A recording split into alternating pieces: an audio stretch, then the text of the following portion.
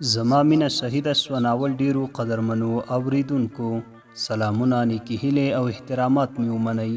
قدرمنو اوریدونکو زما مینه شهیده شوه ناول شپږمې برخې ته مو زه سمیع الله ایوبي هرکلی کوم.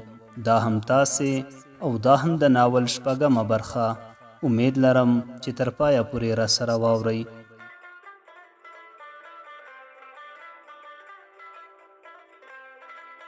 زاهد او عبدالله د باندې په حجره کې ناست وو. زما د وړانګې نه زړه نه کېده. وړانګه ډېره خوشحاله معلومېده. موږ لا په خبرو بوخت وو چې عبدالله پیغام راولېږه. سلام وروره، د وړانګې په لیدو دې موږ هیر کړو. د باندې حجرې ته راشه، زاهد در باندې پوی نشي. رښتیا چې دوه مینان سره یو ځای شي په نورو خلکو د ړندو ګمان کوي. زر حجرې ته راشه. زه هم زر پاڅېدم، غوښتل مې چې حجرې ته لاړ شم. د عبدالله مور او پلوشې نه مخکې را باندې وړانګې غږ وکړ. په خوله کې د جان نوم راخیستی و، خو زر یې خوله بنده کړه. بیا یې وویل حمیده چیرې ځې؟ ما ورته وویل چې ځم حجرې ته، تاسو په خپلو کې خبرې وکړئ. کله چې حجرې ته راغلم عبدالله به پټ پټ له ځان سره مسکی شو. غلی غلی به یې ما ته راکتل. موږ په خپلو کې په خبرو بوخت وو چې پلوشې راغږ کړ. عبدالله و عبدالله ډوډۍ تیاره ده. عبدالله وویل سمه ده، دا دې درغلم. ډوډۍ راوړل شوه، ډېره خوندوره ډوډۍ وه. دومره خوندوره ډوډۍ ما هیڅ کله نه وه خوړلې. د ډوډۍ خوړلو وروسته زاهد وویل چې عبدالله جانه کوم ډاکټر به ښه ډاکټر وي چې خور مې ورولم. عبدالله لږ شانتې غلی و. بیا یې وویل چې رضوان الله خټک ته به یې ورولو، ډېر پوه او هوښیار ډاکټر دی. رضوان الله خټک ته د ورتګ پرېکړه وشوه. په همغه ورځ خو ما رانغللو. سبا سهار 4 بجې د رضوان الله خټک د شخصي کلینیک په لوري وخوځېدو. موږ چې هلته ورسېدو ډېر بیروباره ورځ شو. تر سبا پورې به هم موږ ته نوبت نه وی را رسېدلی. زه زیات خوشحاله وم. ما ویل چې شکر دی چې رش یعنې ګڼه ګوڼه زیاته ده، وړانګه به د یوې شپې نه زیاته راسره پاتې شي. خو عبدالله وویل خفه کېږئ ما، نوبت اسانه دی، زه ورسره پیژنم، له ټولو نه به مو مخکې کړي. عبدالله چې روانېدو غلی مې پسې غږ وکړ. ورته ومې ویل دا ته څه کوې؟ پرېږده چې وځنډېږي، یوه شپه چې اضافه ورباندې وشي هم ښه ده. عبدالله وخندل او ویې ویل ما د دې لپاره فکر کړی. ما ورته ویل څه ډول فکر؟ عبدالله ویل چې هغه به وروسته درته ووایم، او روان شو. زه هم غلی شوم، نور څه مې ونه ویل. عبدالله زر بیرته راغی. یو څو دقیقې لا نه وي ولاړ چې په دروازه کې غږ وشو. د عبدالله په نوم څوک شته؟ عبدالله غږ وکړ هو شته. کله چې کلینیک ته داخل شو له معاینې څخه وروسته ډاکټر صاحب وویل چې کومه ناروغي نه لري، خو یوه ناروغي چې زه یې له نورو ناروغیو څخه سخته بولم هغه تشویش او فکر کول دي. ستاسو ناروغ تشویش او فکر ته مه پرېږدئ. تاسو باید د هغې پام ډیر غلط کړئ. ستاسو ناروغ تشویش او فکر تر دې ځایه رسولی او بل کمزوري شوې زیاته ده. زه به ورته دوا ولیکم. ډاکټر دوا راته ولیکله. زه او عبدالله په دوا پسې لاړو. وړانګه او زاهد د باندې د ناروغانو په تمځای کې کېناستل. موږ چې کله دوا راواخیسته د کور په لور روان شوو. کله چې کور ته ورسېدو زاهد وویل که مو خوښه وي راځئ چې د پوهنتون په لوري لاړ شو. عبدالله خو ورسره ومنله چې څنګه ستا خوښه وي همغسې زما هم خوښه ده، خو زه ترې انکاري شوم. ما ورته ویل زه به دفتر ته لاړ شم، د انجینر صاحب کمپیوټر مې راوړی، هغه به هم راسره یوسم. څو ځله مې له ځانه سره یووړ، خو انجینر صاحب به نه و راغلی. زاهد هم نور راسره ټینګ نه شو. زاهد او عبدالله دواړه د پوهنتون په لوري لاړل. زه یوازې د خپلې مینې په خاطر ترې پاتې شوم. ما ویل راځه چې یو ملت یې خوا کې وي هم بس ده. خدای خبر بیا به کله سره وینو. رښتیا چې د مینې نه خوږ سپېڅلی او په زړه پورې بل شی نشته. رښتیا چې مینه د هغه رښتینو رڼاو څخه دی چې د روحونو پیوستون یې په رڼا کې وجود مومي. رښتیا چې مینه هغه نه اټکل کېدونکی احساس دی چې تر نن ورځې پورې نه چا ښکاره کړه او نه یې څوک ښکاره کولو لپاره الفاظ لري.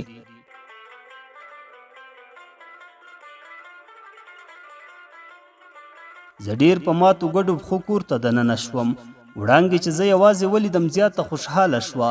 د غرمې د ډوډۍ وخت و. د عبدالله مور وویل چې د ډوډۍ وخت د عبدالله او د وړانګې لورکۍ ورور په کومه لاړل؟ تاسو ته ډوډۍ راواخلم که هغوی ته انتظار کوئ؟ ما سمدستي عبدالله ته ټلیفون وکړ. ورته ومې ویل تاسو ډوډۍ لپاره راځئ که موږ ډوډۍ وخورو؟ عبدالله د یوې شېبې لپاره غلی و. د زاهد سره یې څه وویل، بیا یې وویل نه تاسو ډوډۍ وخورئ، موږ ډوډۍ همدلته خورو. ما وړانګې پلوشې او د پلوشې مور یو ځای ډوډۍ وخوړه. د ډوډۍ خوړلو څخه وروسته مې وړانګه په اشاره کې پوه کړه چې زه حجرې ته ځم ته راپسې راشه. د عبدالله مور ته مې وویل چې زه به حجرې ته لاړ شم، هلته به لږ ارام وکړم. زه چې پاڅېدم وړانګې هم وارخطا نه کړ، هغې هم سمدستي وویل زه هم در سره ځم، حجره به هم ووینم، لږ به مې پام غلط شي او د خوست خبرې به هم درته وکړم. ما هم د دې لپاره چې د عبدالله مور او پلوشه را باندې پوهه نه شي ما ویل وړانګې ته ناروغه یې، لږ ارام به وکړې. وړانګې وویل نه اوس روغه یم. زه وړانګه د حجرې په لوري راغلو. کله چې د حجرې په دروازه باندې داخل شو وړانګه رانه مخکې شوه، ما ته یې مخ راواړوو، زه مخ په قبله روان وم، وړانګه په شا روانه وه، ما سره یې خبرې کولې، غلي غلي قدمونه یې اخیستل. ما ورته وویل هسې نه چې پښه دې د ځمکې سره ولګېږي ونه غورځېږې. وړانګه همغسې په شا روانه وه او سترګې په ما کې ګنډلې وې، خبرې یې کولې. زما خبره رښتیا شوه، یو څو قدمه چې نوره هم لاړه د چپلکې پوندې ورغبرګه شوه.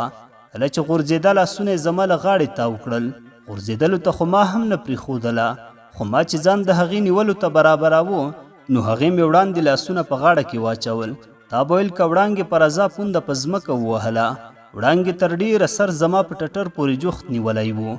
وړانګې زما په ټټر پورې سر داسې ټینګ نیولی و لکه یو ماشوم چې په ژړا د مور غېږې ته په ارمان ورولویږي. تر ډېره زما وړانګې ترمنځ چوپه چوپتیا وه. ما نور هیڅ شی آواز نه اورېده بغیر زما له سا څخه. نور ټول ځایونه چوپه چوپتیا نیولي وو. تا به ویل که دوی زموږ ننداره کوي. نه پوهېږم چې ولې نشم کولی چې زړه قرار ونیسم. نه پوهېږم چې ولې مې زړه هر درب سره لړزیږي. نه پوهېږم چې ولې سر تر پښو لړزې اخیستی یم. نه پوهېږم چې ولې مې شیبه په شیبه د زړه ناقراري زیاتیږي. د روح په ژورو کې مې یو مرموز غږ پرله پسې غږیږي او وایي چې ځوانه نن خو د خپل محبوب سر په ټټر پورې جوخت نیولی، که سبا درنه جدا شي بیا به څه کوې؟ ما ټکان وخوړو. د وړانګې سر مې په دواړو لاسونو له ټټر څخه پورته کړ. وړانګې سترګې تکې سرې اچولې وې، اوښکې د ملغلرو په څیر په مخ روانې وې. ما وړانګې ته د تسلۍ په دود وویل وړانګې هیله کوم مه ژاړه، سترګې دې پاکې کړه، په ژړا هیڅ نه کیږي. وړانګې په ژړا کې وویل جانه که په ژړا څه نه کیږي ته ما ته وایې چې سترګې پاکې کړه. خیر زه خو به سترګې پاکې کړم، خو تا بیا ولې سترګې سرې اچولي؟ اخر ته ولې ژاړې چې ما ته وایې وړانګې ژاړه ما په ژړا څه نه کیږي؟ زه غلی وم. وړانګې بیا وویل جانه ای جانه زما د زړه څخه د غمونو د کمیدلو یو ته یې. که هر څومره غم مې په زړه وي جانه چې تا ووینم هر څه مې هیر شي. او بل همدا ژړا ده چې د غمونو په کمیدو کې راسره مرسته کوي. زه وړانګه تر ډېره هملته ولاړ وو. وروسته وړانګې د حجرې څخه 2 چوکۍ راواخیستې، په یوه باندې زه په بله باندې خپله وړانګه مخامخ راته کېناسته. ما وړانګې ډېرې خبرې وکړې. وړانګه به په خبرو کې په ژړا شوه. کله چې پاڅې د کور ته تلنو مخکې راواړو راته ویې ویل جانه هغه زما تصویر در سره شته که غورځولی د دی؟ ته یې په جیب کې ګرځوې که سوځولی د دی؟ ما ویل ګرانې ته ووایه چې ما به غورځولی سوځولی وي که راسره به وي. وړانګه مسکی شوه، څه یې ونه ویل. ما له جیبه تصویر راواخیست، وړانګې ته مې ورښکاره کړ. وړانګې چې تصویر پر همغه شان تر و تازه ولیده چې څومره ښه یې ساتلی زیاته خوشحاله شوه او غلي غلي قدمونه یې پورته کړل. ما بیا ور باندې غږ کړ وړانګې چې مخ راواړو. ما د وړانګې تصویر شونډو ته نږدې کړ او ښکل مې کړ. وړانګه غلې شان مسکی شوه او کور ته دننه شوه. وړانګه چې کور ته دننه شوه زړه مې ډېر تنګ شو. یوه شیبه مې زړه د وړانګې څخه جدایي نه غوښتله. وړانګه اوس له مانه ډېره لرې نه ده، یوازې د کور په دیوالونو رانه پناه ده. د هغې هره خبره مې په زړه د سپوږمۍ د وړانګو په څیر د خنجر په څیر لګیږي. د وړانګې هغه خبره خو مې بیخي زیات زړه تخنوي چې جانه زه له تا سره مینه لرم.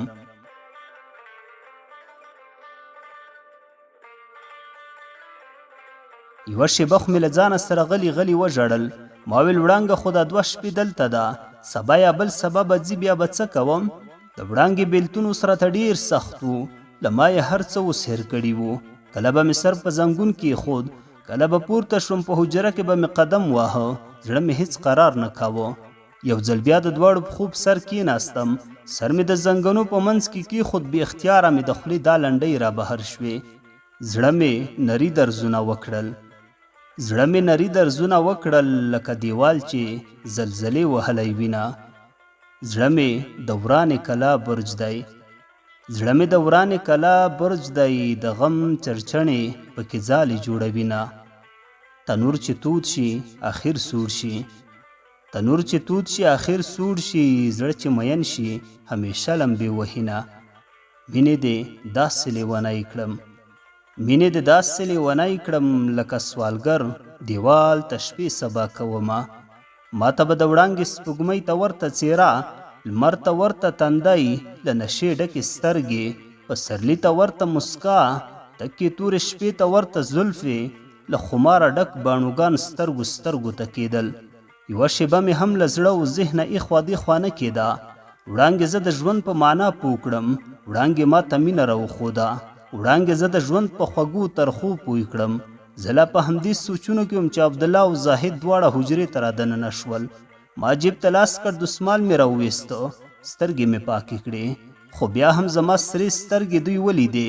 له زاهد نه عبدالله پوښتنه کې مخکې شو ویې ویل حمیده بیا دې سترګې ولې سرې دي خیر خدای ما یوازې ویل خیر و خیرت دی عبدالله ویل چې خیر و خیرت وي زه ستا سرې سترګې نه شم لیدی ولې ژاړې ما دا ځل ورته سرخوږی پلمه کړ چې سر مې هم خوږیږي او بېګا شپه مې خوب هم نه دی کړی عبدالله غوښتل چې نور څه هم ووایي خو ما سترګه ورته ټینګه کړه چې ګنې زاهد دی پوه بشي عبدالله سمدستي د خپلو ټولو پوښتنو ځواب پیدا کړ غلی شو نور یې هېڅ ونه ویل د وړانګې سره مې دا څو شپې ډېرې ښې تېرې شوې هېڅ په ځان نه یم پوهېدلی چې دا 3-4 ورځې څنګه تېرې شوې لکه 1 ساعت داسې پر ما تېرې وې داسې شپې وې چې د ژوند ټولو خوږو ترخونه ما ته زیاتې بختورې وې نن هغه سهار راغی چې وړانګه به بیا رانه د خوست د ښکلې سیمې په لور یوسي خو افسوس چې دا ښکلی سلوک او د زړه رپېدل پای ته ورسېدل د سترګو جنګ خلاص شو د وړانګې په هره خبره کې هر څه وو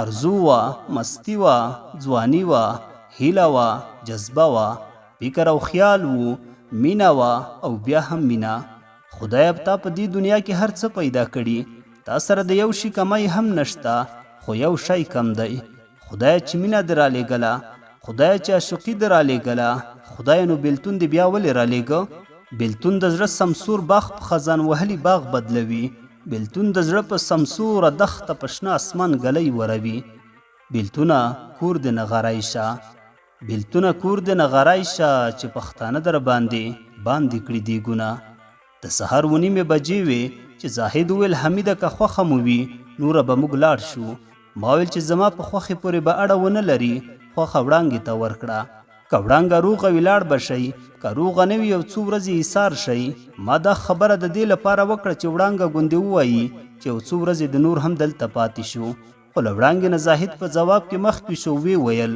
وړانګه چې ګورم اوس روغه ده ما له ځانه سره وویل ظالمه ته څه خبر یې اوس خو خود هم روغه ده خو چې کله خوست ته یې ورسوې خپل کور ته بیا به درته معلومه شي چې وړانګه روغه ده که ناروغه څوک چې کوم طبیب ته ناروغ ورولي طبیب ورته درمل لیکي نو ناروغ درمل له ځانه سره وړي خو ته ناروغ بیا یې او درمل همدلته پرېږدې زه په سوچونو کوم چې زاهد را باندې غږ وکړ حمیده بیا کومې خوا تللی په موږ ناوخته کېږي ما هېڅ ځواب ورنه کړ زما ورختایي ته د عبدالله او د وړانګې د دواړو فکر و زما په ځای عبدالله ځواب ورکړ ورته ویې ویل چې سمه ده بسم الله کړئ چې پاتې کېږئ نه بیا در باندې ناوخته کېږي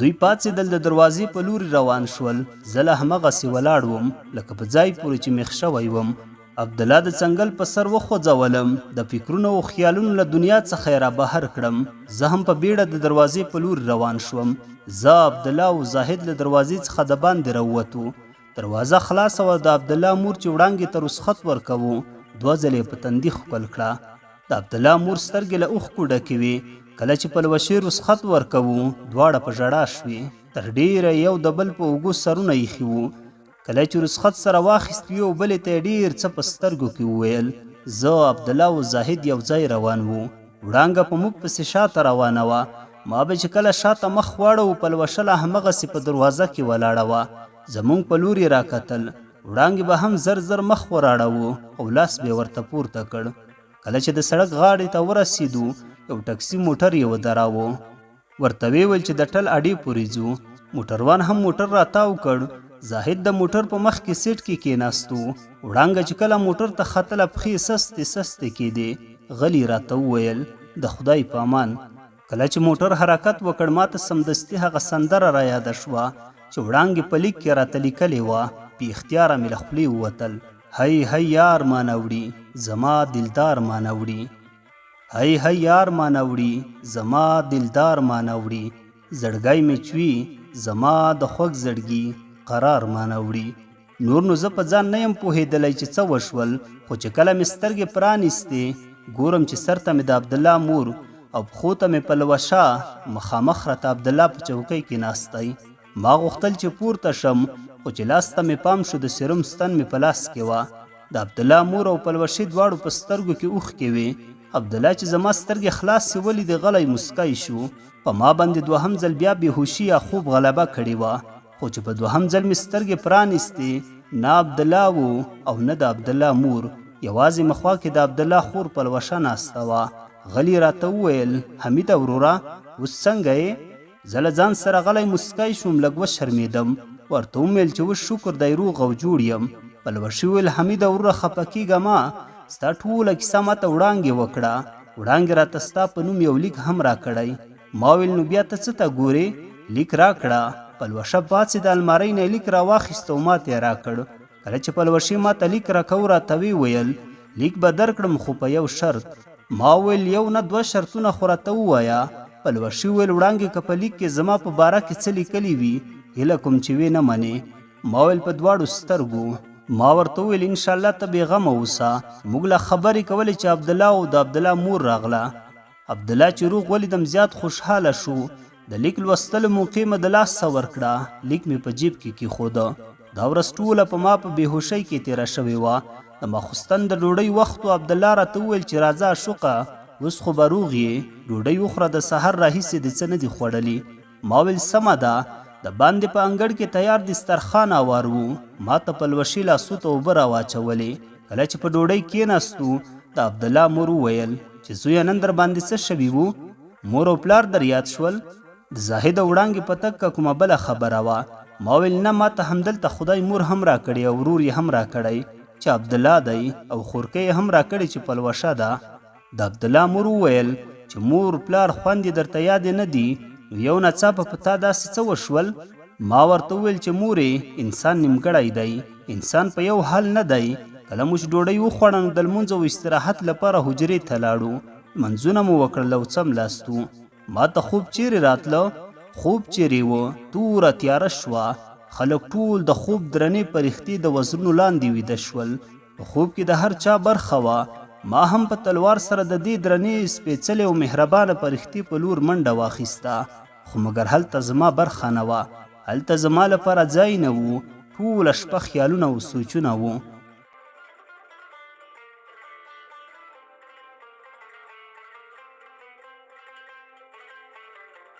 وړانګه کومه کوډګره او که جادوګره ونه پوهېږم. وړانګه به مور دې دنیا ته زما لپاره راوړې وي که د کوم بل چا لپاره. کیدای شي وړانګه خدای زما لپاره پیدا کړې وي. بیا به مو ویل نه نه هغه وړانګه نشي کېدی.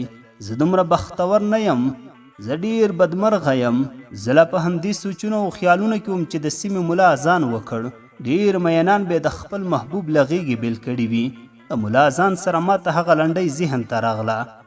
اذان په ځنډ کوه طالبه، اذان په ځنډ کوه طالبه، زه د جانان غېږې لا اوس راغلی یمه. ټوله شپه مې سترګه پټه نه کړه. د سهار لمانځه او چای څښلو نه وروسته د پوهنتون په لور روان شوم. پوهنتون ته په لاره وم چې د وړانګې لیک مې ذهن ته راغلو. لیک مې له جیب څخه راوویست. د لیک په سر کې لیکل شوي وو: جانه غواړې څه درته ولیکم؟ جانه څه غواړې څه درته ووایم؟ جانه نه پوهېږم چې له کومه یې را پیل کړم. جانه تا مې روح ته خوشحالي را کړې. ته مې روح یې، ته مې ساه یې، ته مې ژوند، ته مې مینه او ته مې وجود کې خورا وینه. په تا مې ټول رګونه، شریانونه او وریدونه چلیږي. جانه زه 5 وخته لمانځه څخه وروسته لاسونه خدای ته پورته کړم. خدایه ما او جان دواړه یو ځای کړه. دا سوال کوم د خدای نه چې موږ هیڅکله له یو بل څخه مه جدا کوه، نه په ژوند او نه پس له مرګه. کاشکې جانه ته پوه شې چې زه څومره مینه در سره لرم. ته څه پوهېږې جانه که دا زړونه د سینې څخه بهر وای تا ته به هر څه معلومای جانه ته زما د وجود په رګ رګ او د روح پر څپا څپا او د زړګي په اړخ اړخ انځور شوی پرته له تا څخه زه په هیڅ نه پوهېږم له خدایه هیله لرم چې ما او تا سره یو ځای کړي تا زما د غاړې هار کړي چې همیشه مې په غاړه کې وي له خدایه هیله لرم چې ستا ژوند زما ژوند ستا مرګ زما مرګ کړي ستا وړانګه د وړانګې نوم نه لاندې لیکل شوي وو جانه ستا او د عبدالله د پام وړ هیله کوم چې پام ورته وکړئ جانه په لنډو الفاظو کې وایم ډېر یې نه اوږدوم جانه د عبدالله خور پلوشه چې تا همدا شان ما هم خپله خور وبلله پلوشه د ترور په زوی باندې میانه ده او له هغې سره مینه کوي پلوشه غواړي چې خپل ژوند یو ځای له هغه سره تیر کړي عبدالله او مور یې غواړي چې پلوشه کوم بل چاته ورکړي پلوشه نشي کوی چې مور او ورور ته دا خبره وکړي شرمیږي هیله کوم چې د پلوشې سره په دې کار کې مرسته وکړي په وروستیو کې د پلوشې د مین نوم درته لیکم چې پلوشه مینه ورسره لري او ورسره واده کوي د پلوشې محبوب ایوب کله مې چې لیک پای ته ورسه ما غوښتل چې له همدې ځایه ستون شم او له عبدالله سره دا خبره شریکه کړم د پوهنتون له دروازې نه څو قدمه لرې زړه نازړه ولاړ وم چې پوهنتون ته داخل شم او کبیر ته ستون شوم ما له فیصله نه وکړې چې د لیک پوهې استاد را باندې غږ کړ حمیده څنګه په دې درسي وخت کې د باندې ولاړ یې ټولګي ته ولې نه ځې ما چې ساعت ته وکتل رښتیا رسمي وخت و ما ډیر وخت په لار کې د لیک په لوستلو تیر کړی و آخر مې دا فیصله وکړه چې پوهنتون ته داخل شوم اول ساعت نه تر آخر ساعت پورې په دې نه یم پوه شوی چې استاد سره ته وښودل او څه یې وویل کله چې له پوهنتون نه رخصت شوم بهر لاړم د خپل دفتر په لوري کله چې د یونیسیار دفتر ته ورسېدم انجینر صاحب ډېر وختي راغلی و کله چې زه ولیدم راغږ یې کړ حمیده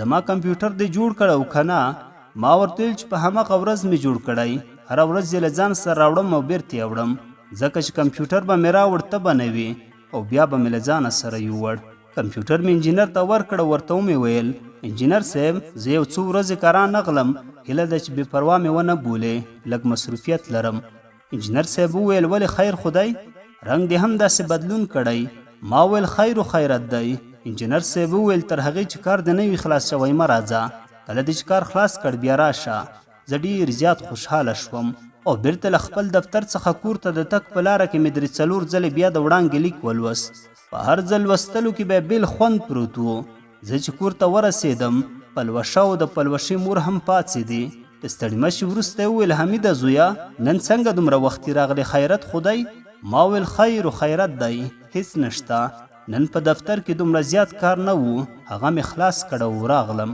کله چې عبدالله راغلو د عبدالله سره مې ټوله کیسه شریکه کړه کوم څه چې راته وړانګې په لیک کې لیکلي وو عبدالله غلی و هیڅ یې نه ویل ما ورته وویل عبدالله که ما په رښتیا د ځان ورور ګڼې باید زما خبرې ځمکې ته ونه غورځوې